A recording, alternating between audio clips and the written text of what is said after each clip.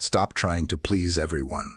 The Buddhist path to true freedom. There comes a moment in every life when the heart grows tired. Tired of reshaping itself to fit the expectations of others. Tired of bending. Tired of wearing masks that were never meant for its true face.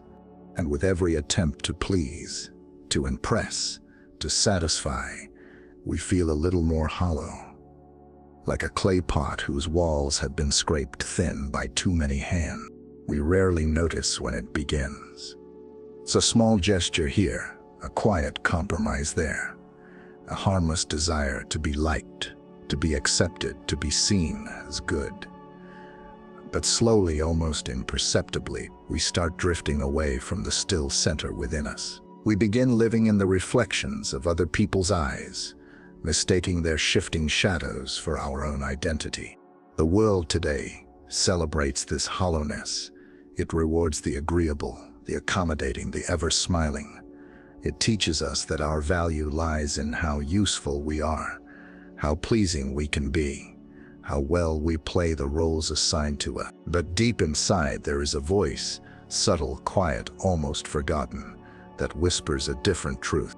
It whispers that freedom is not found in the approval of others. It is found in the stillness we learn to trust. This is not rebellion. In the courage we grow to simply be what we are, unmasked and uncontrived. In the boundaries we honor. This is the path of returning to the breath, to the body, to the silent knowing that we are already enough. This is not defiance. So let us sit together for a while, you and I, like two wanderers resting beside a forest path.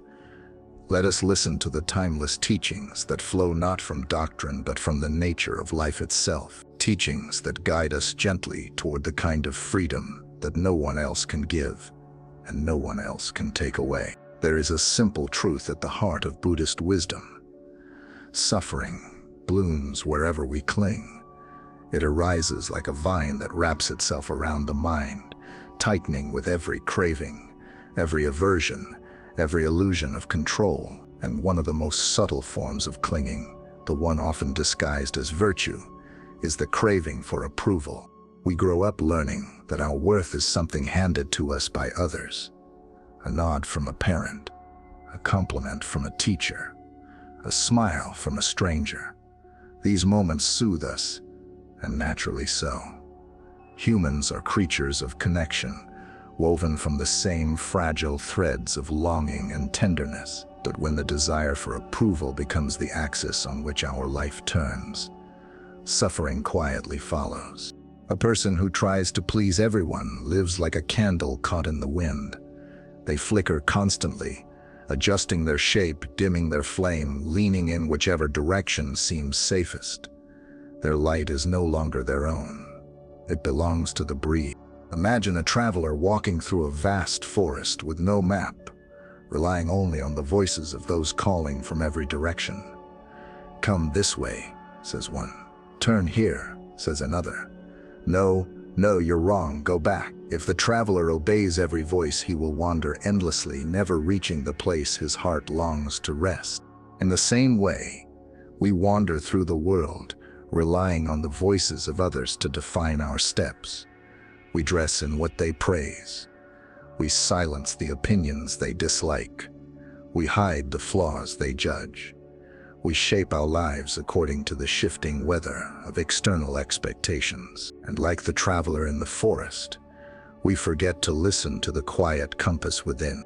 The Buddha once spoke of the middle path, not of extremes, but of balance. The craving for praise and the fear of blame are two extremes that keep the mind agitated and restless. When we chase praise, we lose ourselves. When we fear blame, we shrink ourselves. True freedom lies not in avoiding these winds, but in learning not to be blown away by them. And yet we must understand, trying to please others is not a moral failure. It is a human habit, deeply conditioned by our longing for love and safety. The urge to be accepted is tender, even beautiful in its innocence. But wisdom asks us to see that this habit cannot carry us toward awakening. It binds us instead to the endless cycle of performing, adjusting, and yearning. Consider a lotus growing in a muddy pond. It does not ask the pond to admire it. It does not adjust the angle of its petals to please the sun. It simply grows in accordance with its nature, rooted, steady, open. The lotus does not need validation to bloom. When we try to please everyone, we bloom only when conditions are perfect, when the light is just right, when no one disapproves, when the world smiles at us. But life does not promise such gentleness, and the heart that depends on perfect conditions can never be truly free. There is also a deeper layer to this struggle. When we try to please others, we are often fleeing from the truth we do not wish to confront. We do not know ourselves well enough to stand firmly in who we are. The winds sway us because our roots are shallow. We cling to external approval because our internal ground feels uncertain, incomplete, unstable. To stop pleasing everyone is not merely an act of courage. It is an act of profound self-understanding. It begins with noticing the body. Feel how tension arises the moment someone appears disappointed with you. Feel the unease that floods through your chest when someone misunderstands you. Feel how your breath tightens when you sense that someone judges your choices. These sensations are teachers. They reveal where your fears live. They reveal the boundaries you've never learned to honor. They reveal the tender parts of you that still believe love must be earned through compliance. Sit with these sensations. Do not analyze them. Do not push them away. Let them rise and dissolve like clouds drifting across a clear sky. In time, you will discover that beneath them lies something unshakable, a presence that is not defined by anyone's approval or disappointment. This presence is your refuge. This presence is your freedom. And from that refuge, you can begin to see yourself more clearly. You begin to recognize when you speak to be heard, rather than to express truth. You begin to notice when your choices serve appearances rather than authenticity. You begin to feel the subtle exhaustion that comes from performing a life instead of living it. This realization is not always gentle. Sometimes it comes like a sudden wind, scattering the illusions you've carried for years. Sometimes it comes quietly, like a leaf falling in a silent forest. But when it comes, it brings a clarity that cannot be forgotten. We often fear that if we stop pleasing others, we will lose love. But the love we lose by being honest was never truly ours, and the love we gain by being authentic is the only love that can sustain us. You are not here to be everyone's solution. You are not here to carry the burden of every expectation. You are not here to shapeshift into whatever form others find acceptable. You are here to awaken. You are here to breathe. You are here to walk your path step by step, with presence, with clarity, with compassion. And strange as it may seem, when you stop trying to please everyone, you become more capable of genuine love. Not the love born from fear or obligation, but a love that flows naturally, effortlessly, because it is no longer entangled with the need for validation. This is the beginning of freedom. There is a story told among monks about a man who carried 2 baskets everywhere he went. One basket was filled with praise, the other with criticism. Each time someone offered him a kind word, he added it to the first basket. Each time someone disapproved, he placed the harsh word in the second. Years passed, and the baskets grew heavy. His shoulders ached, his steps slowed, and yet he refused to put them down. One day he encountered a quiet monk sitting beside a river. The monk asked, "Why do you carry these baskets?" The man replied, "These are the voices of the world. I must carry them. They tell me who I am." The monk smiled gently. "If you empty them into the river will remember them. and you will finally be free to walk." The man hesitated. For so long he had believed that these baskets defined his worth. But his body was tired, his spirit even more so. With trembling hands, he poured both baskets into the flowing water. The river carried the words away, not caring which were praise and which were blame. For the first time in many years, the man felt the ground beneath his feet. This story, simple as it is, mirrors the human condition. We carry the voices of the world long after they have ceased to serve us. We replay compliments, clinging to them for comfort. We replay criticisms, allowing them to shape our fear. We organize our lives around these baskets, forgetting that the river of impermanence washes everything away in time. Trying to please everyone is nothing more than clutching these baskets until our backs break. Letting them go is an act of wisdom, not indifference. But how do we let go? What does it mean to live without carrying the world's opinions on our shoulders? It means learning to rest in the present moment. The desire to please others is rooted in anxiety, a mind projecting itself into the future, imagining rejection, imagining conflict, imagining disapproval. The mind becomes a stage where countless scenarios play out, each one pulling us further away from the peace available right here, right now. But the body does not live in the future. The breath does not live in the future. Awareness does not live in the future. They are rooted firmly in the present, and so too is freedom. When you breathe consciously, when you feel the sensations in your hands or feet, when you bring attention to the rise and fall of your chest, the need for approval loosens. Not because you fight it, but because awareness dissolves the illusions that feed it. Consider how a child plays in a field. They are not concerned with how others perceive their laughter. They do not adjust their movements to be admired. They simply move with life, not for approval but from presence. This innocence is not lost, it is obscured. Awareness brushes the dust away. And yet, living without seeking approval does not mean becoming cold or detached. It does not mean ignoring the feelings of others or refusing to listen. The Buddhist path is rooted in compassion, but compassion is not the same as self-erasure. True compassion arises from clarity, not fear. When you act from fear, even kind actions become burdens. When you act from clarity, kindness becomes effortless, like water flowing downhill. Let us look deeper. When you stop trying to please everyone, several transformations begin to unfold. First, your boundaries emerge, not as rigid barriers, but as gentle truths. You learn to say no without guilt. You learn to say yes without resentment. You learn that your energy is a precious resource, and that protecting it is not selfish.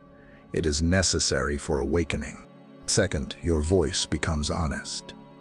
You speak from your heart rather than from your wounds. You express your needs without apology. And in doing so, you create relationships built on authenticity rather than performance. Third, your mind grows quieter. When you are not constantly scanning for approval or rejection, your attention returns to the present. You begin to notice the subtleties of life, the sound of leaves shaking in the wind, the warmth of the sun on your skin, the simple joy of a cup of tea. These moments become gateways to stillness. Fourth, you cultivate equanimity, the ability to remain steady, whether praised or blamed. Imagine sitting by a pond as ripples appear on the surface. You do not chase them. You simply watch them rise and fall. In the same way, you watch the ripples of praise and blame, without letting them disturb the depth of your being. But perhaps the most profound transformation is this. You rediscover who you are when you are not trying to be what others want. This rediscovery is not dramatic. It is subtle, like the first hint of dawn. You begin to feel your own preferences, your own curiosity, your own truth. You begin to remember the person you were before the world taught you to perform. You realize you are not here to impress anyone. You are here to awaken to the mystery of being alive. And slowly you unlearn the habit of abandoning yourself. Each time you respect your boundaries, you return. Each time you speak honestly, each time you grant yourself rest, you return. Each time you sit in silence and listen inwardly rather than outwardly, you return. The journey back to yourself is not a straight path. It curves, it dips, it doubles back. But each step on this path is a step toward liberation. And liberation, in the Buddhist sense, is not a dramatic escape from the world. It is a gentle release from the illusions that bind us. It is the understanding that no amount of pleasing will ever grant the happiness we seek. Happiness arises from harmony between intention and action, between inner truth and outer expression. When these align, life becomes clear. When they diverge, suffering grows. So sit with this truth. You are worthy of your own honesty. You are deserving of a life that reflects your authentic nature. And the world, whether it knows it or not, benefits more from your authenticity than from your compliance. There is a deeper freedom waiting beneath the layers of approval seeking. A freedom that cannot be understood through logic alone. It must be felt. It must be lived. Imagine a mountain standing against the sky. It does not bend when storms come. It does not shrink when clouds gather around its peak. It does not swell when the sun bathes it in golden light. The mountain remains as it is, rooted, unmoved, present. A person who stops trying to please everyone becomes like this mountain, not rigid, not cold, but grounded, unshaken by praise, unbroken by criticism, unmoved by the shifting preferences of others. This quality is known in Buddhism as upekkha, equanimity, the stillness of a mind that no longer clings, no longer resists, a mind that sees through the impermanent nature of all things. But how do we cultivate this stillness in the midst of a chaotic world? How do we remain grounded when so many demands pull at our attention? The first step is to slow down. Approval-seeking thrives in haste. When the mind is rushed, it reacts impulsively. It says yes without thinking. It apologizes without reflection. It tries to fix things that are not broken. It abandons its own needs in an attempt to catch the shifting winds of other people's emotions. Slowing down brings awareness. Awareness brings choice. Choice brings freedom. Consider the space of one breath before you respond to a request. In that breath, notice the sensations in your body. Is there tightness in the chest? A sinking feeling in the stomach? A fluttering in the throat? These sensations are messengers. They reveal the truth your mind may ignore. In that breath, ask gently, is this act aligned with my heart, or is it driven by fear? You do not need to answer immediately. You do not need to perform. You do not need to be perfect. You only need to be present. The second step is to accept that not everyone will understand or agree with your choices. And this is not only natural, it is unavoidable. In Buddhist teachings, there is an understanding that the human mind is shaped by countless conditions, upbringing, experiences, culture, fears, desires, past impressions, and karmic tendencies. No two minds perceive the world in the same way. How then could you possibly satisfy all of them? Trying to please everyone is like trying to catch the reflection of the moon in moving water. Exhausting, futile, and ultimately unnecessary. Instead of pleasing everyone, try embodying compassion. Not the compassion that sacrifices your well-being, but the compassion that sees others clearly without losing yourself. When you say no, say it with kindness. When you set boundaries, do so with respect. When you speak your truth, Speak it with humility. Compassion without self-respect becomes self-neglect. Self-respect without compassion becomes pride. Balance the two and your actions will naturally align with the Dharma. The third step is to cultivate solitude. Solitude is not isolation. It is intimacy with your own mind. It is the space where you listen to the gentle voice that gets drowned out by the noise of expectation. Sit quietly each day, even for a few minutes. Let thoughts rise and fall without grasping. Let emotions come and go without identifying with them. Allow the dust of the world to settle. In that stillness, you may begin to see the habits that drive your desire for approval. Perhaps you notice the fear of disappointing others. Perhaps you see the wounds of childhood, moments where love felt conditional. Perhaps you discover the loneliness that hides beneath your need to be liked. Do not judge these discoveries. Simply witness them. They are not flaws, they are echoes of the past. With awareness, they loosen. With compassion, they heal. The fourth step is to remember impermanence. Every approval you win will fade. Every criticism you fear will pass. The opinions of others rise and fall like waves.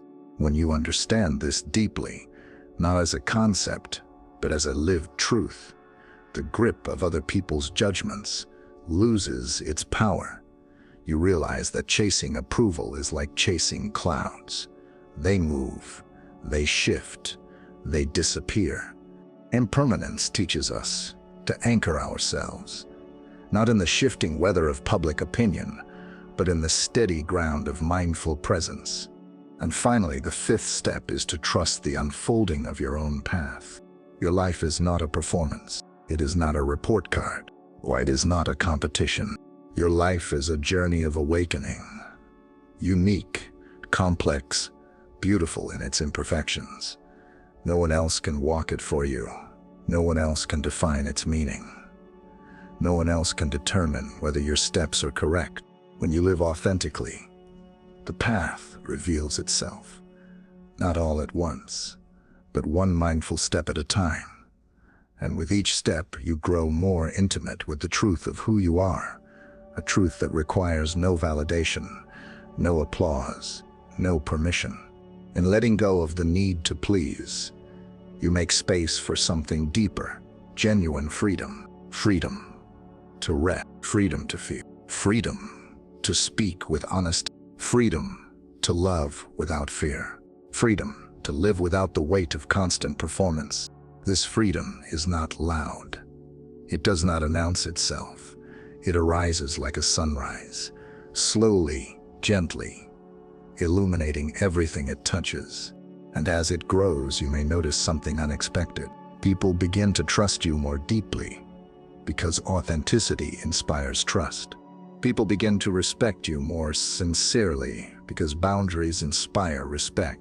People begin to love you more genuinely, because self-honesty invites genuine love. True connection is not born from trying to please. It is born from living with integrity. When you are no longer seeking approval, you can meet others as they are, without fear, without manipulation, without hidden motives.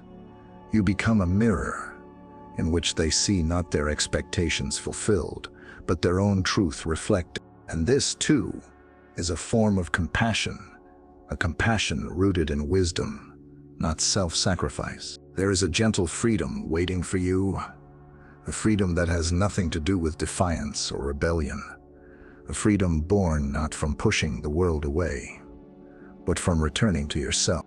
You do not have to become a different person. You do not have to abandon your kindness or your generosity. You do not have to harden your heart or withdraw from the world. You only have to stop abandoning yourself. Stop bending until you break. Stop shrinking until you vanish. Stop pleasing until you forget your own voice. You were not meant to live as a shape crafted by others. You were meant to live as the unfolding of your own awakening. So take a deep breath. Feel the ground beneath you. Let the tension soften. Let the mind rest. Let the heart open in its own time. Walk gently. Speak honestly. Listen inwardly. Trust the path beneath your feet. And if these reflections have touched you in some way, if they have offered even a moment of clarity or stillness, I invite you to stay connected.